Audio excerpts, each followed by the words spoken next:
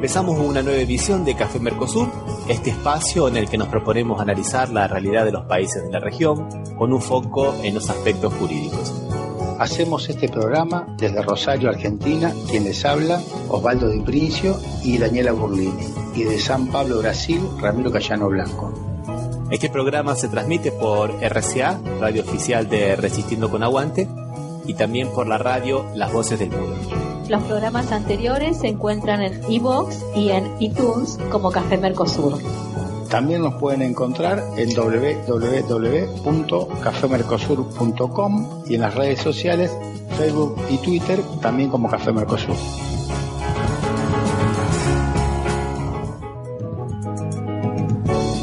Bueno, acá estamos en un nuevo encuentro de Café Mercosur, el encuentro número 122. Hoy estamos con Osvaldo Di Princio desde Rosario. ¿Qué tal, Osvaldo? ¿Cómo te va? Hola, Ramiro, ¿cómo estás? Bien, acá andamos, bien. Con bastantes temas para tratar, Osvaldo, hoy, ¿no? Tenemos bastantes temas en la agenda. Vamos a comenzar rápidamente, entonces vamos a comenzar con un tema que ya habíamos tratado anteriormente. Por eso decimos que es un F5, un refrescando noticias.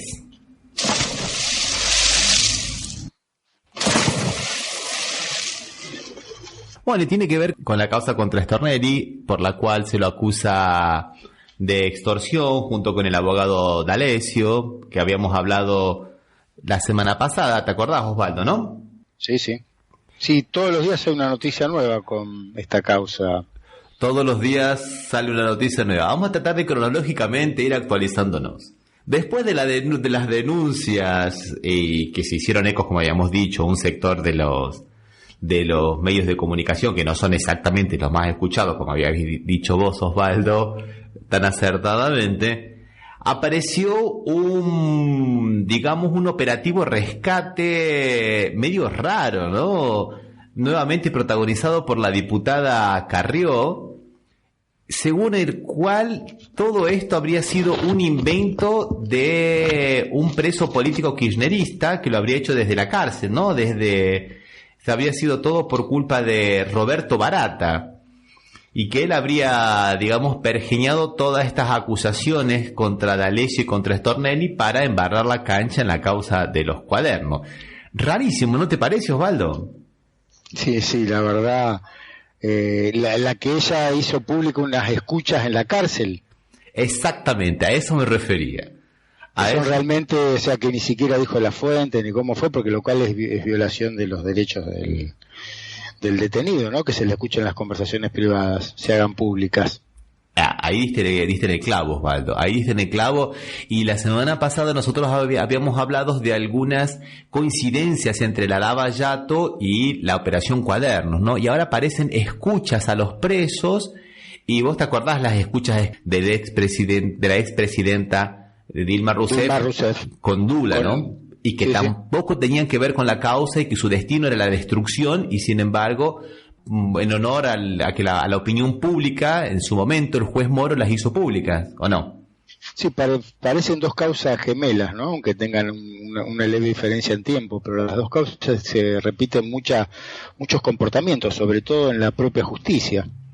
Sí, por eso me llamaba mucho la atención que esta suerte que tiene Elisa Carrió de que le dejen escuchas en la puerta de su casa, y que después con estas escuchas iniciaran todavía una denuncia, ¿no? Porque denunciaron justamente a Barata en otro proceso por haber armado todo esto. Absurdo, o sea, sabemos muy bien que esto no existe, pero la idea es alimentar las usinas de los medios hegemónicos, ¿no te parece, Osvaldo? Sí, no importa si se corresponde con la realidad o si tiene alguna implicancia penal. Lo importante es que vaya tapando la dimensión de la noticia, que cada vez es mayor, ¿no? De Stornelli con su adalid D'Alessio. Es verdad. El juez Bonadío le pidió al juez de Lomas de Zamora, que es el que entiende que, donde está el juez de ejecución penal, donde está Barata y otros detenidos más, no solo por corrupción. Acá también se mezcla porque esas escuchas, como dijiste vos, Osvaldo, eran por otra causa, era por Segovia, el rey de la efedrina, ¿te acordás, no? Sí. Segovia era rosarino, ¿no, Osvaldo? Sí, Sí, Segovia sí. Tenía una casita en Fisherton, don Segovia, y una serie de autos, entre ellos un Rolls Royce. Ajá, y se andaba paseando por la ciudad, que le sacaran fotos. Sí. No, y aparte iba, esto es un chisme, ¿no? Iba a la escuela, al colegio inglés en Rosario, y cada tanto lo iba a buscar al hijo, y uno o dos amigos iban y le daba a llevar una vuelta en el Rolls Royce para que anduviera en Rosario. El amigo Segovia. El amigo Segovia. Bueno, las escuchas eran para él, pero como en esa cárcel hay otros presos, aprovecharon también justamente para Barata. El juez Bonadío, claro que para que arda el circo, le pidió, o sea, al otro juez, al de Lomas de Zamora, que le envíe las escuchas, pero el juez Villena le respondió que él no tenía esos diálogos, o sea que es interesante que debía pedírselos a la AFI, a la Agencia de Inteligencia de Argentina. Inteligencia de Investigaciones, sí. Claro. O a la Dirección de Asistencia Judicial de Delitos Complejos y Crimen Organizado. O sea que estas escuchas las que las manejan son el Poder Ejecutivo, ¿no es verdad, Osvaldo? Sí. Sí, todos los organismos terminan concurriendo en el mismo poder. O sea, esto es una operación de Gustavo Arribas y de Macri. Sí. Gustavo Arribas ya sabemos que es habitual de este programa, ¿no? Con las denuncias de coimas recibidas por Odebrecht que nunca fueron investigadas, ¿no? Sí, el famoso primero que era una propiedad, después cuadros, después iba cambiando el destino del dinero como avanzaba la causa, ¿no, Ramiro? Sí, en una triangulación fantástica, que era dinero que iba de São Paulo a Hong Kong, a un banco de Hong Kong, y de ese banco de Hong Kong iban a un banco de Buenos Aires. O sea, interesante porque y justamente que ese banco de Hong Kong era el banco con el que operaba la empresa Odebrecht para el pago de coimas, ¿no? De sobornos. Sí. O sea, bueno, y ese es el hecho por el cual nunca se lo investigó, y bueno, y ahora está al cargo de la AFI, ¿no? De la Agencia Federal de Información, y bueno, es el que tenía las escuchas. Bueno, eso es una parte de la información, ¿no es verdad, Osvaldo? Sí. Pero hay que actualizar más, me parece. Hay que actualizar más, porque la causa sigue tramitando en Dolores. Exactamente, gracias. En Dolores, claro, y ahora está la pelea de dónde se radica la causa, ¿no? Si sigue con el juez de Dolores o algún amiguito. Claro, el juez de Dolores, Ramos Padilla, le pidió al fiscal que el fiscal Stornelli le envíe los intercambios de WhatsApp que pudo haber mantenido con D'Alessio. Y se lo pidió en forma urgente, ¿no? Para ver, porque tiene que hacer un cotejo con las capturas que mostró el empresario agropecuario, ¿no es verdad, Osvaldo? Sí. Con el Pedro Echeves. Uh-huh. Y no solo que no se los mandaron, sino que también el juez Orcolini le pidió la causa, porque supuestamente el pago se realizó en Buenos Aires, entonces sería competencia de Buenos Aires. Sí, estamos buscando el foro de atracción de la manera más urgente, parece. En lugar de investigar la causa, lo que más interesa es el foro de atracción, a ver en qué juzgado recae la causa, y parecería que todas las bolillas apuntan a Comodoro Pi. Sí, es verdad, Osvaldo. Pero bueno, primero que no sé por qué va a ser Comodoro Pi, no otro juez que no sea un juez federal, para comenzar, porque podría ser tranquilamente un juez de La Plata. No salimos de la circunscripción de Buenos Aires, ¿o no? No sé por qué. Pero bueno, la idea parecería que apuntaría a otro lado, ¿no? Dentro de la justicia, que esa causa vaya con fuego amigo. Claro, sí. Además, el juez de Dolores, Ramos Padilla, fue el juez que previno. O sea que también la causa le corresponde a él, ¿no es verdad, Osvaldo? Lo decimos por las reglas de la competencia, que no son menores, que justamente son, digamos, acá el meollo de la cuestión, ¿no? Porque justamente es una de las garantías constitucionales, un juez natural, y no sabemos muy bien que Comodoro Pi, como le llaman ahora, Comodoro Pus, ¿no? Sí. Porque algunos juzgados están realmente bastante mal. Parecería que tendrán que forzar mucho la ley para poder evitar que siga la investigación con el juez de Dolores, pero la verdad que en esta instancia ya se puede esperar cualquier cosa, ¿no? Más un año electoral, yo creo que nada te debería sorprendernos, Ramiro, después De los 100 programas, 120 programas, ya nada nos debe sorprenderlo, ¿no? Sí, es verdad, Osvaldo, tenés razón. Nosotros tratamos de poner un poco de racionalidad jurídica a la situación, pero la ficción nos supera. Sí, realmente. La ficción nos supera. Pero bueno, la situación está así, vamos a ver qué ocurre. Marcelo D'Alessio está en prisión preventiva, la causa corre como secreto de sumario, pero el juez de Dolores, Alejo Ramos Padilla, le imputó participación en una asociación ilícita. O sea, si hay asociación ilícita, habría que ver quiénes son los otros que están, ¿no? ¿Quiénes son los que la conforman, no? Claro. Aparte de D'Alessio. Claro. Eso es lo que tendría que investigar. Lo que pasa que ante la imposibilidad de que le den la información, parecería que está medio atado de pies y de manos el juez de Dolores. O sea, se está en un camino muy muy angosto. Parecería que se está moviendo para poder seguir con la investigación, porque cada vez que pide información se la niegan. No solo eso, le quieren sacar la causa completa. Sí, es verdad, las presiones son muy grandes y bueno, vamos a ver cómo sigue esto. Pero bueno, me parece que de alguna manera es un punto de inflexión y por lo menos hoy hay una cierta unanimidad en que las cosas como están en los juzgados federales de Comodoro Pi no pueden seguir en el futuro. Nadie dice lo que va a hacer para que los jueces no se sientan amenazados, pero es un sistema que ya hace tiempo debería haber cambiado, ¿no es verdad, Osvaldo? Sí, se intentó con el Consejo de la Magistratura. Con el Consejo de la Magistratura darle un poco más de claridad al modo de elección, al modo de designación de los jueces, pero evidentemente no está cumpliendo los objetivos porque la situación ya es uno de los poderes del Estado que siempre tuvo relativa credibilidad, fue uno de los más creíbles, ¿no? Y ya la verdad la credibilidad en la opinión pública es bastante baja de la justicia, tomando como modelo sobre todo el modelo que es el que estapa en los diarios, que es el de la justicia federal en Comodoro Pi. Sí, es verdad. Y bueno, ya que estamos hablando de justicia, vamos a seguir hablando de justicia, pero vamos a hablar ahora de Brasil, y esta es una noticia de terror.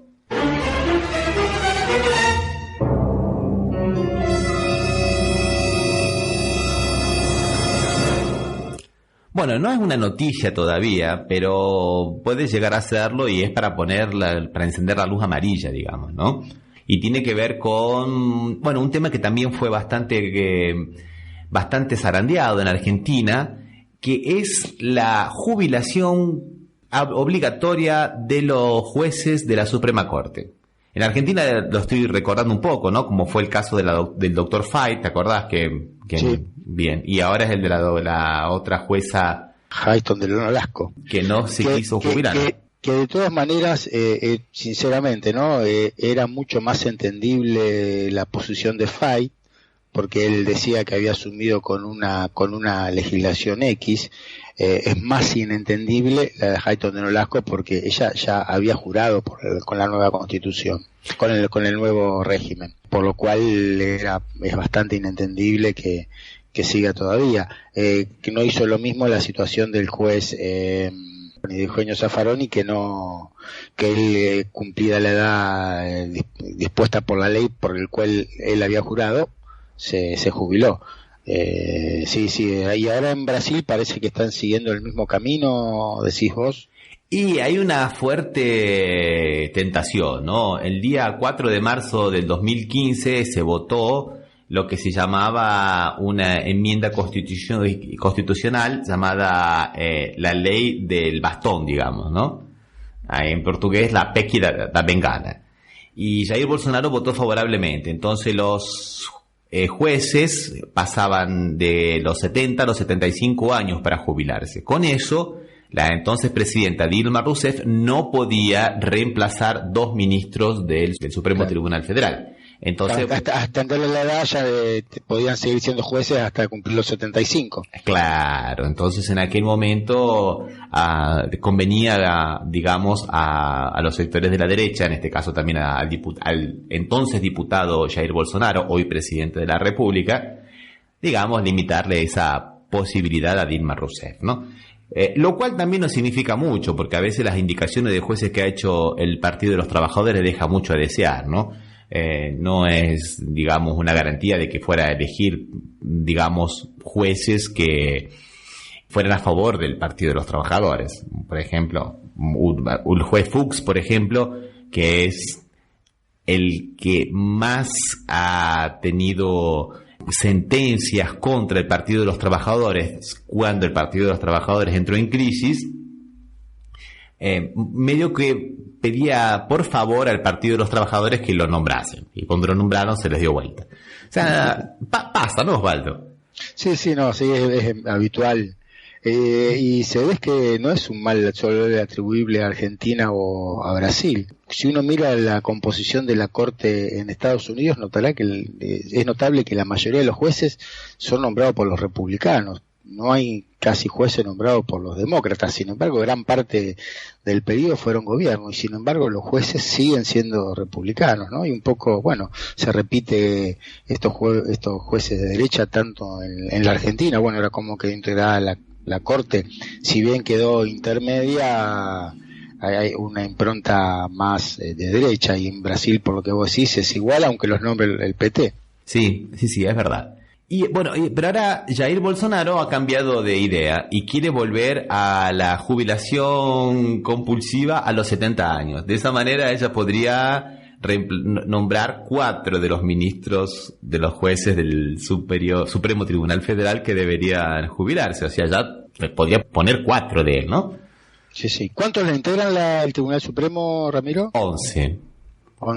4 estaría cerca del 50% de los jueces. Y está más cerca de, sí, no del 50, pero un poquito menos, ¿no? El 40, digamos.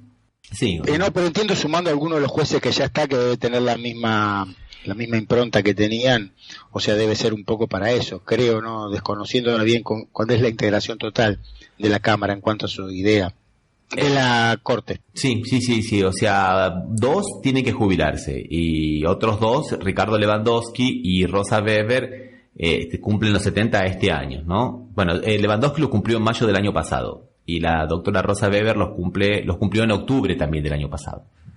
Entonces ahí podría sustituirlos, ¿no? Por en cuanto es un proyecto, la diputada Bia Kicis está juntando firmas para, digamos, retrotraer esta ley que fue votada en el 2015, ¿no? Bueno, vamos a ver qué es lo que ocurre. Osvaldo, ¿qué te parece si nosotros escuchamos una canción y después seguimos? Dale.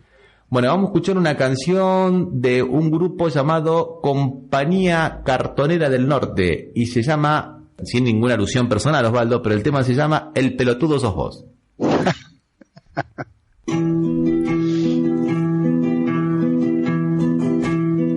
Soy puto, reputo, soy traba, sido tico y lesbiana, soy negro, villero, soy puta y soy tumbero, borracho, obrero, puestero, callejero, migrante, inmigrante, peruano, boliviano, cabeza y drogón, viejo, choto y maricón, soy obeso y fumón, soy el loco rematado, escondido, negado, el género apaleado, soy el retardado, el discapacitado al costado del mundo que no tiene poder ni lo puede tener, el que mejor nunca sobre, soy pobre, soy pobre, soy pobre. Es diferente, sos vos, el pelotudo sos vos, señalando con tu dedo todo lo que te da miedo. Es diferente, sos vos, el pelotudo sos vos, jugando la de gran juez, mira la que te perdés. Es diferente, sos vos, el pelotudo sos vos, talibán de la moral, a todos nos haces mal. Soy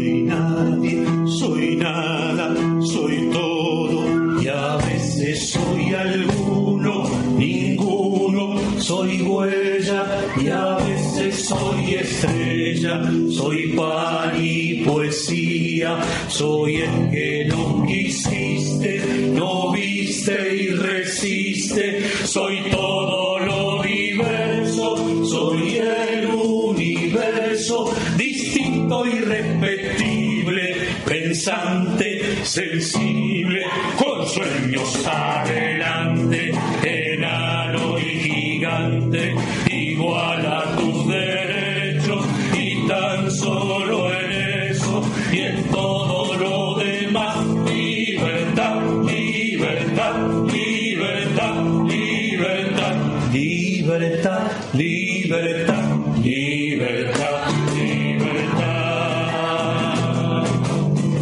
El diferente sos vos, el pelotudo sos vos, señalando con tu dedo todo lo que te da miedo. El diferente sos vos, el pelotudo sos vos, jugando la de Cajue, mira la que te perdés. El diferente sos vos, el pelotudo sos vos, talibán de la moral, a todos nos haces mal. El diferente sos vos.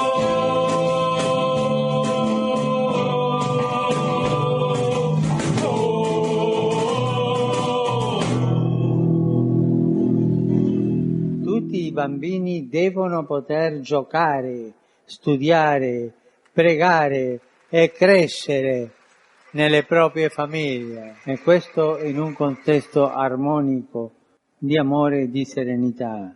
E questa gente invece di farli giocare li fa schiavi. È una piaga questa. È un loro diritto e un nostro dovere. Una fanciullezza serena permette ai bambini di guardare con fiducia verso la vita e il domani. Guai a chi soffoca in loro lo slancio gioioso della speranza.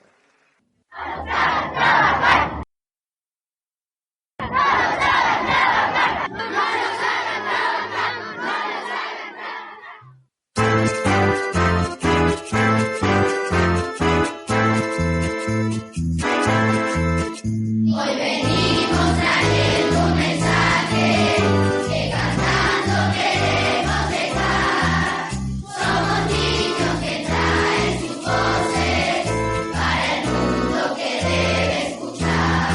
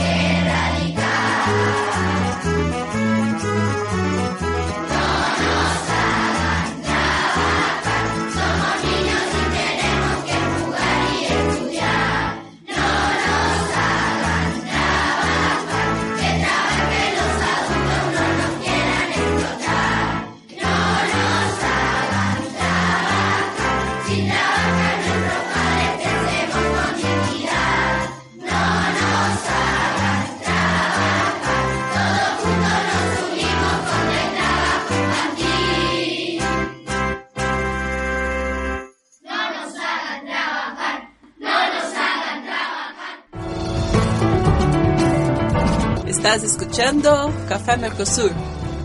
Por las radios RCA, Resistiendo con Aguante Oficial y Las Voces del Mundo. Bueno, vamos a pasar a otra noticia entonces, a una noticia aquí de Brasil y a una noticia de terror.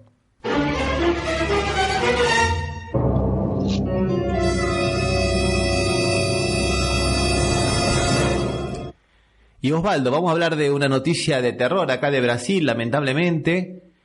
Otra activista de causas ambientales es brutalmente torturada y asesinada en la ciudad de Nova Viçosa, en el sur de Bahía, Osvaldo. Nuevamente tenemos otro asesinato en estos tiempos y torturas, ¿no?, de una dirigente social. ¿Y a quién se le atribuye el hecho? Todavía no hay... en eso funciona más lenta la justicia. No, funciona mucho más lenta la justicia. La ciudad está con mucho miedo porque es una ciudad pequeña y bueno, todavía no se sabe quién fue. Lo que pasa es que hay una cuestión bastante profunda con relación a estos nuevos tiempos que se vive, donde las personas relacionadas con el agronegocio se encuentran con el derecho, digamos, de hacer ley por mano propia, ¿no? O sea, es muy complicado. En este caso, bueno, lógicamente han sido sicarios. Primeramente el caso fue tratado como si fuera un latrocinio, o sea, un robo, sí, una muerte con ocasión de robo, digamos, ¿no? Pero después se dejó esta hipótesis de lado porque, bueno, ningún objeto de valor se llevaron. Primero que era una casa relativamente humilde y después, por ejemplo, bueno, el notebook no se lo llevaron. Y sabemos muy bien que eso lo venden rápidamente, así que una de las primeras cosas, ¿no? Entonces, y bueno, y además los claros indicios de tortura que hay. La encontraron con los pies y las manos atados, heridos, ¿no? Un pañuelo, bueno, un trapo en realidad, alrededor del cuello como indicando estrangulamiento. 2 cuchilladas, después un balazo en la espalda. Y no hay ninguna idea de quién puede ser, o sea, que alguna idea que tenga la justicia o la investigación penal sobre quién puede ser el responsable, porque un homicidio de este tipo no creo que pueda ser atribuido a una causa común. Mirá, no se sabe todavía. Lo que se calcula es que está asociado con su tarea, digamos, de dirigente social y que se opone a la plantación de eucaliptus en esta reserva ambiental. Entonces, de ahí, pues ella ya recibía amenazas de muerte, ¿no, Osvaldo? Su hijo había dicho que se la vio muy preocupada en Navidad por causa de estas denuncias y ya había hecho 3 denuncias en la policía por amenazas de muerte. Entonces, se supone que puede haber sido por eso, porque ella defendía la reserva. Y esto también está en un marco, Osvaldo, que lamentablemente es muy triste, ¿no? Brasil lideró en el año 2016 y 2017 el ranking de asesinatos de activistas ambientales, según, digamos, la ONG británica Global Witness. 57 ejecuciones son en el 2017.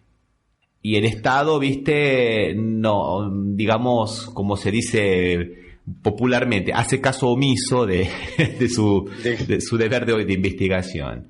Y si nosotros pensamos que ahora Bolsonaro dijo que iba a terminar con la farra, digamos, de las delimitaciones de tierra y de los activistas, bueno, encontramos este clima, ¿no?, que se vive en Brasil, lamentablemente.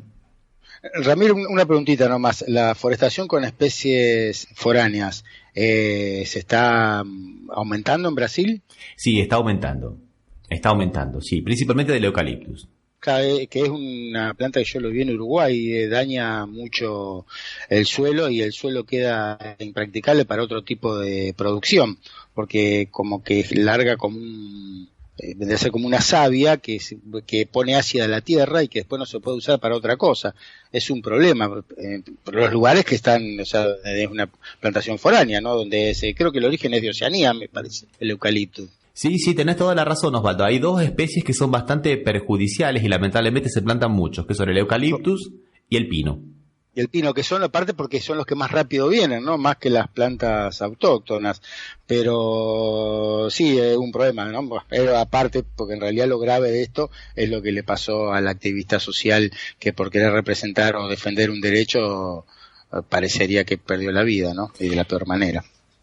Sí, sí, Osvaldo, sí. Y no es porque sea un activista social, en realidad estamos un poco conmocionados acá en Brasil por dos casos que ocurrieron. Uno fue en un supermercado, a un joven que iba a la recuperación con su madre, estaban en una de esas plazas de alimentación en un supermercado, y parece que él fue, no sé si a agredirlo, no se sabe muy bien, al de seguridad, el que trabajaba ahí de seguridad en el supermercado, y bueno, lo mató. Y lo mató. Lo mató con las manos. O sea, fue terrible. Y otra fue un caso en João Pessoa, en el nordeste de Brasil, donde una persona mató a un taxista, una persona de bien, entre comillas, ¿no? Sí. De clase media relativamente alta, mató a un taxista con 3 balazos después de una discusión de 9 segundos. O sea, él viajaba en Uber. El taxista le pidió al chofer del Uber que se corriera para él poder estacionar mejor, y este se bajó y así de la nada le metió 3 balazos después de una discusión de 9 segundos, ¿no? O sea, ni siquiera hay tiempo, digamos, de argumentar nada, ¿no? De discutir, de ver. Esta ley, digamos que, bueno, y la campaña electoral, ¿no? Que de alguna manera Armas para Todos nos está llevando a estas situaciones también, Osvaldo, ¿no? No solamente con activistas sociales, sino también crímenes banales, ¿no? Sí, acá en la Argentina, que ahora hay como un renacimiento de la mano dura, buscando el gobierno, supongo, tapar un poco la mala situación económica. También ya ha tenido su víctima, un chico en la costa de 17 años, también fue muerto en una situación medio complicada. Te cuento 2 minutos nomás. El chico lo detienen, lo acusan de que había robado, él dice que no había robado, lo detiene la policía, lo tiene contra el piso esposado, viene otro joven y el chico está diciendo yo no fui, viene otro joven, le pega un golpe y lo termina muriendo al poco tiempo, ¿no? Con este tema de la mano dura y todo eso, creo que va a tener muchos dolores de cabeza y estos casos se van a multiplicar. Lamentablemente, Osvaldo, creo que tenés mucha razón. Hiciste muy bien en recordar ese caso de Argentina, porque es muy parecido a los que están ocurriendo aquí en Brasil. Sí. No, por eso parece lo que hablamos siempre, ¿no? Esto que andamos como las vías del ferrocarril en paralelo, las cosas se van repitiendo en los dos países. Bueno, ahora vamos a ver otra noticia más, Osvaldo, y después vamos a pasar al tema principal. Y esta también vamos a decir que es un refresh, a pesar de que, bueno, de alguna manera es una noticia positiva, pero no tanto. Pero como ya habíamos hablado de ella, vamos a darle la cortinita de refresh.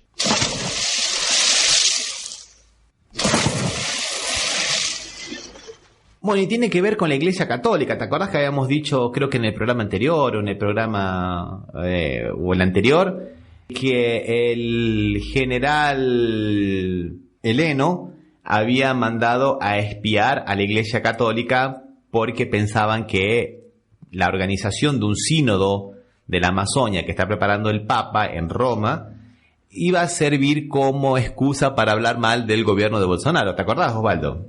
Sí, me acuerdo. Recuerdo que lo habíamos tomado el tema.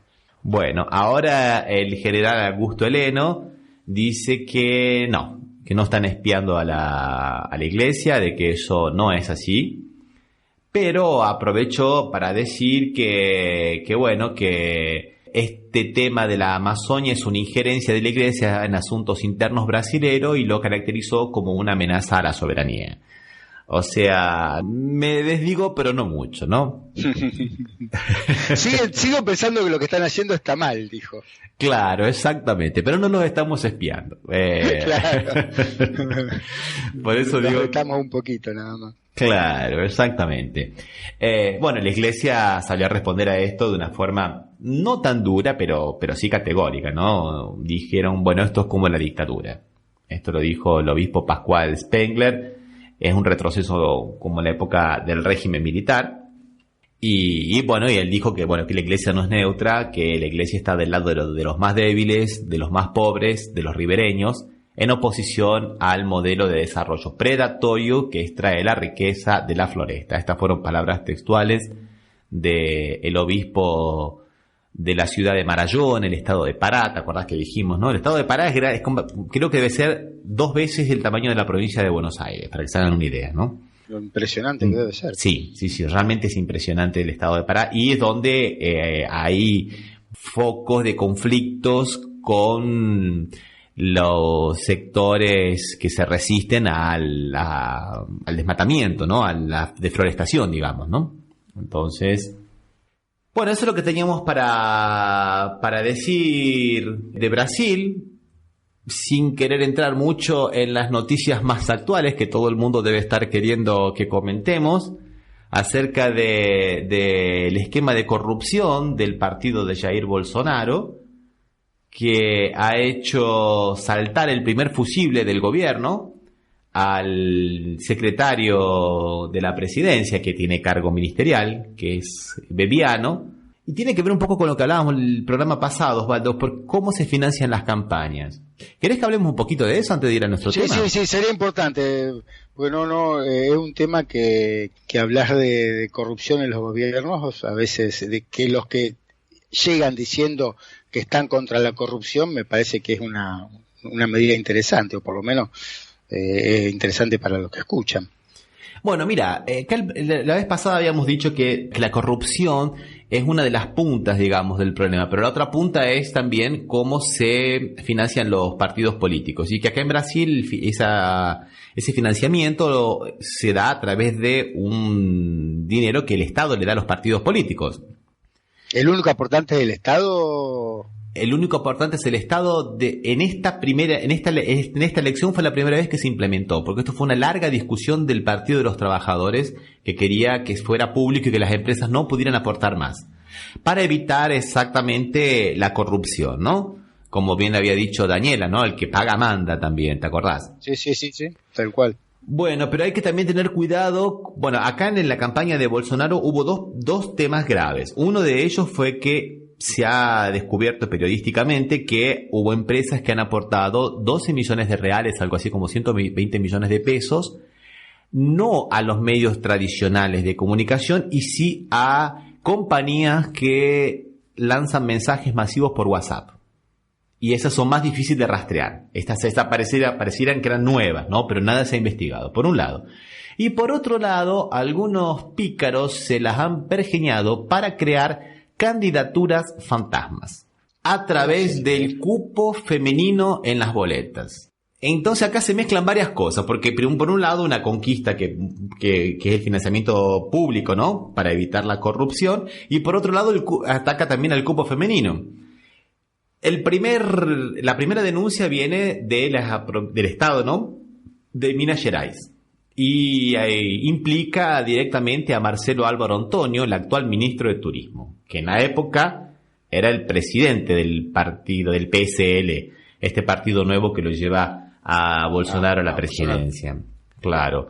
¿Y qué es lo que ocurrió? Bueno, al candidatas recibieron 280.000 reales, más o menos unos 2.800.000 pesos, de este dinero público que debía ser utilizado para la campaña, ¿no? de la lista. Cerca de 85.000 fueron destinados a 4 empresas que son de asesores, parientes o socios del actual ministro. Se estaba haciendo su kiosquito. Exactamente, Osvaldo. Y eso, no hay ningún indicio de que efectivamente se haya realizado la campaña. Son 3 candidatas. Las 3 candidatas consiguieron apenas 2.000 votos, pero están entre las 20 candidatas que más recibieron dinero del país, en todo el país. Recibieron dinero del partido en todo el país. Esta gente que ha recibido tantos dinero ha tenido tantos pocos votos. De los votos más caros, yo calculo que son más caros que los votos de Alzogaray, ¿te acordás? Sí. ¿Cómo se llamaba los de Chamizo? Fue más caro que el de Alzogaray, creo que era del partido de Alzogaray en el 73. Sí. Chamizo presidente. Ramiro, ¿y cómo se determina cuál es el monto que se da? ¿Cuál es la lógica que se utiliza? La lógica que se utiliza es el de la representación parlamentaria y el caudal de votos. Se hace más o menos por ahí. Entonces cada partido recibe proporción. Y después el partido lo distribuía de esta manera, por ejemplo, a estas 3 mujeres que existen realmente, los candidatos, ¿o no? No, las candidatas existen, lo que no existe es la campaña.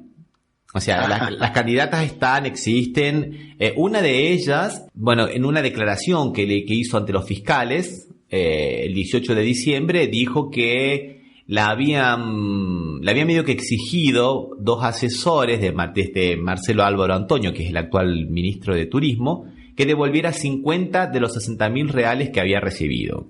Y lo mismo ha pasado en Pernambuco.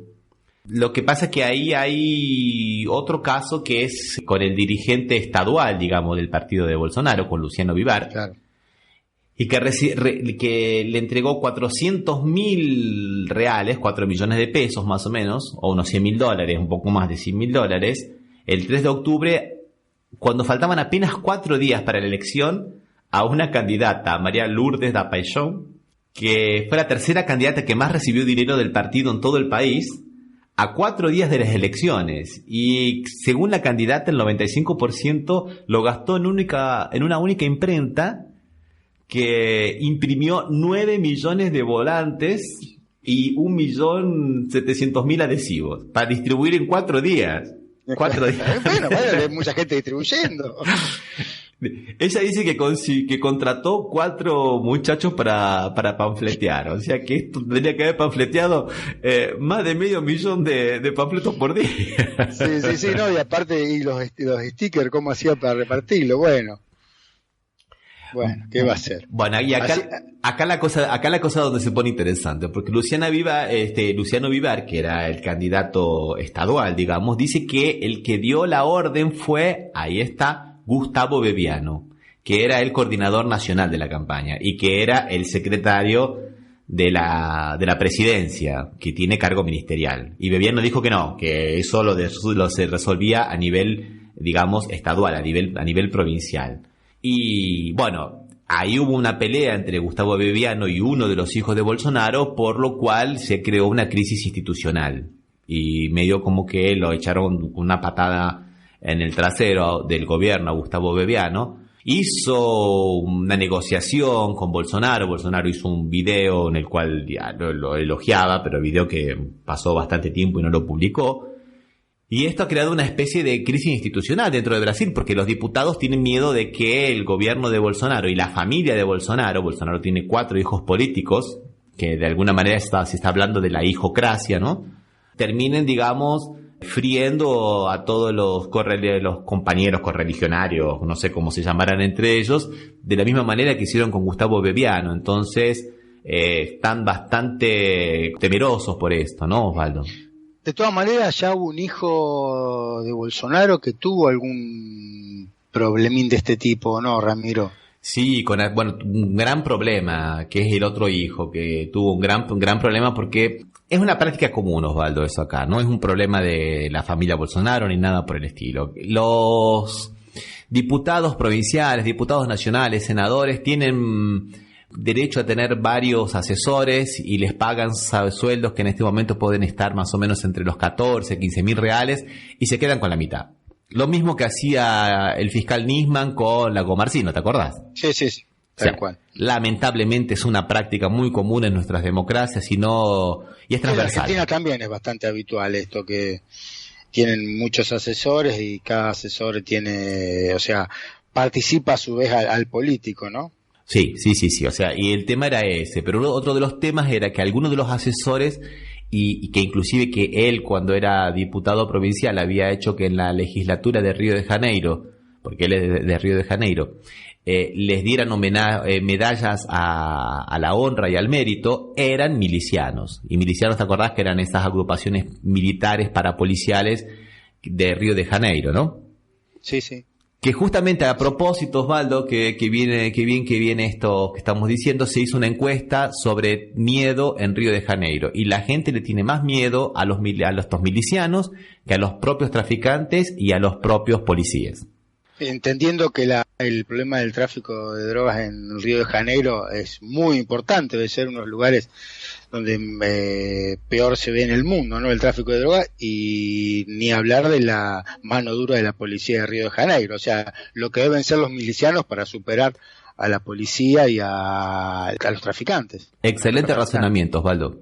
No es por esto que los traficantes son más bonitos, que la policía es más bonita, nada que ver, que los otros son mucho peores, nada más. Son mucho peores, no, tal cual, lo que deben de ser para dar más miedo, porque, o sea, realmente... Tropa Elite era la película, ¿no? Que era de las fuerzas en Río de Janeiro. Sí.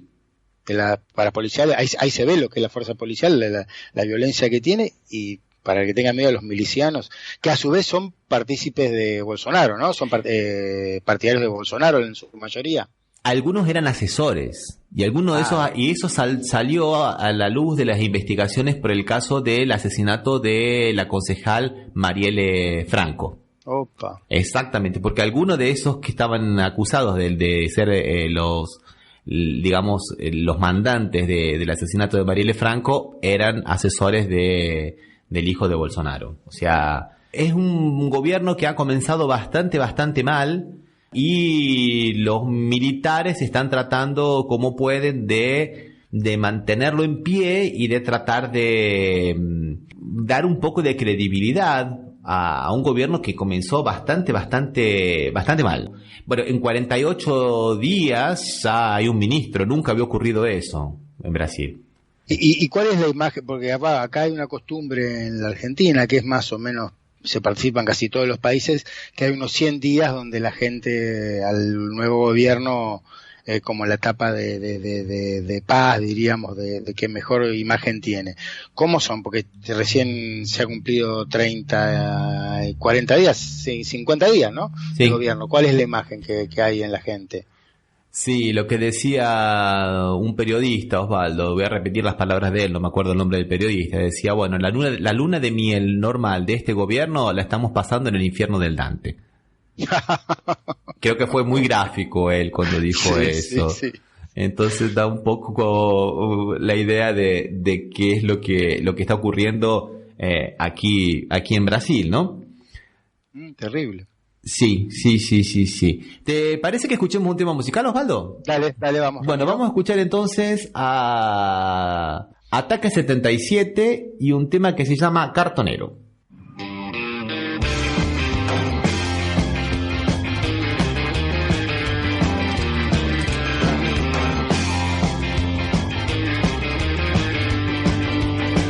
En la mañana desayuno las dudas que sobran de la noche anterior. Luego salgo a ganarme la vida temprano, haga frío o calor, porque no hay tiempo de amargarse ni llorar por un pasar mejor. La prioridad es el plato en la mesa y como sea hay que ganárselo. Entonces veo que la cosa se pone muy brava y cada día más. Si mi esposa va tirando del carro conmigo juntos a la par, y como no hay un peso para mandar a los chicos a estudiar, también los llevamos a cartonear. Si no, ¿con qué nos vamos a dejar? Y en la calle yo me recibí, en el arte de sobrevivir, devolviendo basura, juntando lo que este sistema dejó para mí. A esa gente le quiero decir, les propongo se cambien de lado un momento y a ver si se van a vivir mi vida de cartonero.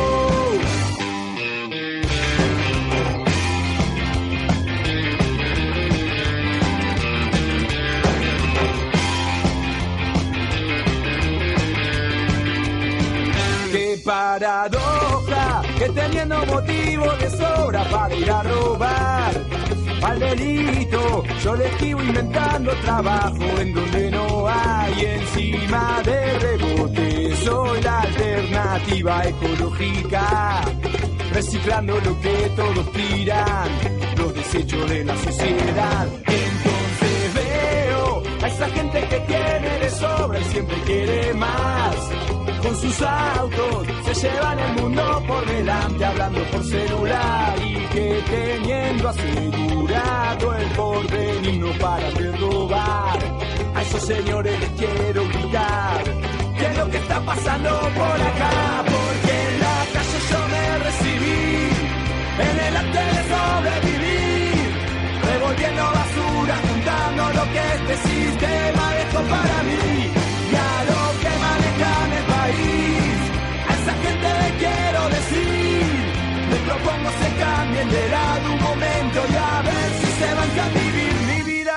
cartonero.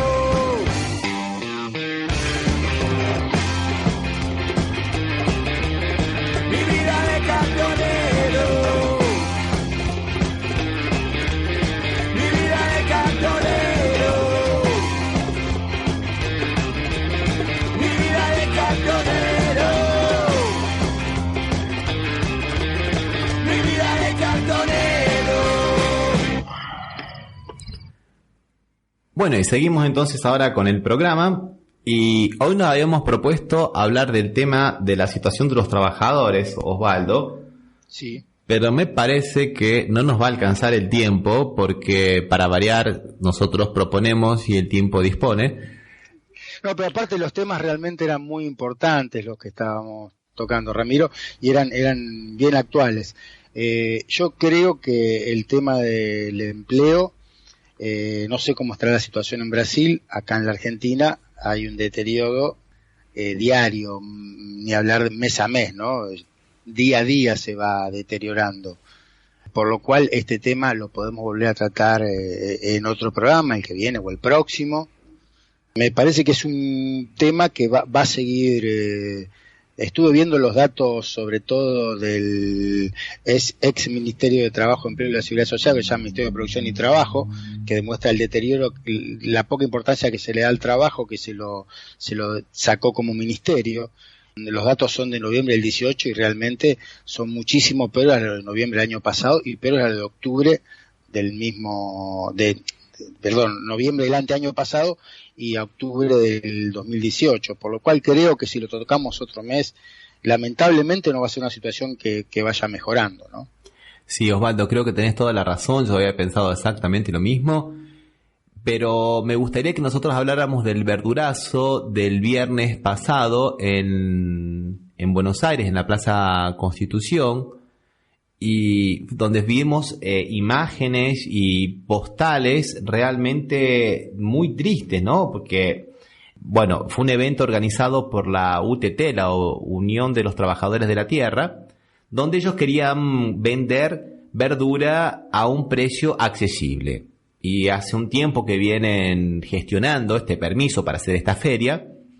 Y bueno, el gobierno de la ciudad, el gobierno de Larreta, los viene bicicleteando todo el tiempo y, digamos, les tiene los pedidos en baño María. Ellos decidieron hacerlo igual y vino la policía y los reprimió. No solamente reprimió, como que gaseó las verduras y todavía reprimió a algunas personas que estaban comprando. ¿Querés que lo escuchemos a uno de los integrantes de este movimiento que nos cuente lo que ocurrió? Sí, pero te quería decir que seguimos en la misma tónica del programa, me parece, porque otra vez hay una fuerte incidencia de la idea de imponer la mano dura, en este caso, o sea, un reclamo indirecto era, pero no un reclamo directo, un reclamo indirecto por las condiciones que ellos están pidiendo para que puedan ser mejores para poder vender, y le tocó ser reprimidos lo mismo. Creo que estamos en el programa, la tónica del programa fue siempre, fue bastante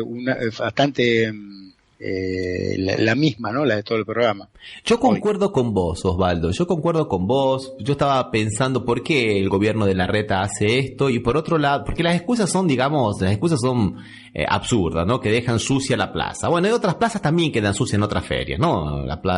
O sea, no es una excusa eso. Yo creo que quisieron dar la idea de un gobierno que disciplina, que es guardián del orden, que no quiere que se hagan esas cosas que pueden ser feas para los ojos de los porteños. Inclusive lo estoy asociando con las últimas declaraciones de el virtual candidato a intendente Lopérfido, ¿no? Que dijo que había que sacar, que está desesperado para que le den micrófonos en los medios de comunicación y sale a decir cuántas barbaridades se les ocurre. Pero qué interesante que son todas las barbaridades que van para el mismo camino, ¿no? Ahora, por ejemplo, quiere sacar la imagen de Evita Perón.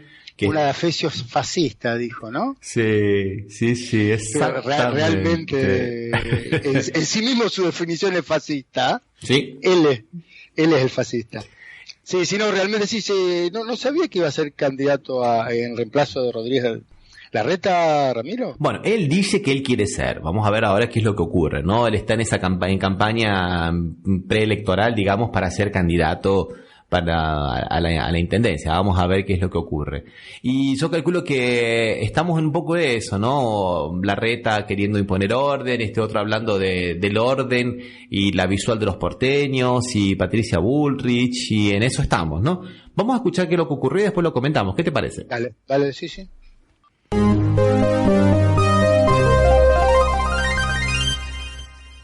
Estábamos desarrollando otro de los tantos feriazos que estamos haciendo. La consigna de hoy tenía que ver con generar una instancia de unión entre los productores y los consumidores, como vamos generando, pero hemos convocado asambleas para discutir un poco cómo la continuidad de los feriazos en esta situación de crisis y ante la negativa del gobierno de la ciudad de permitir hacer los feriazos. Y bueno, mientras estábamos ya desarrollando el feriazo, aparece Infantería, va avanzando con los escudos, con los palos, con los gases, y empieza a reprimir salvajemente.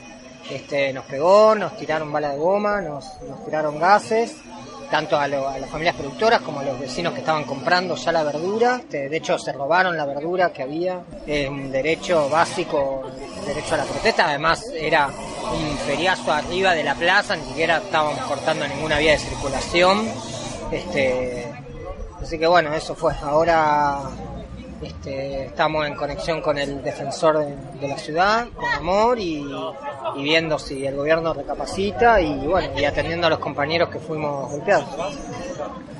¿Hubo algún detenido? No, detenidos no hubo, fue más que nada la represión en el momento. Y los feriazos van a continuar, sí o sí. Y bueno, ahora veremos de qué manera, pero los feriazos van a continuar.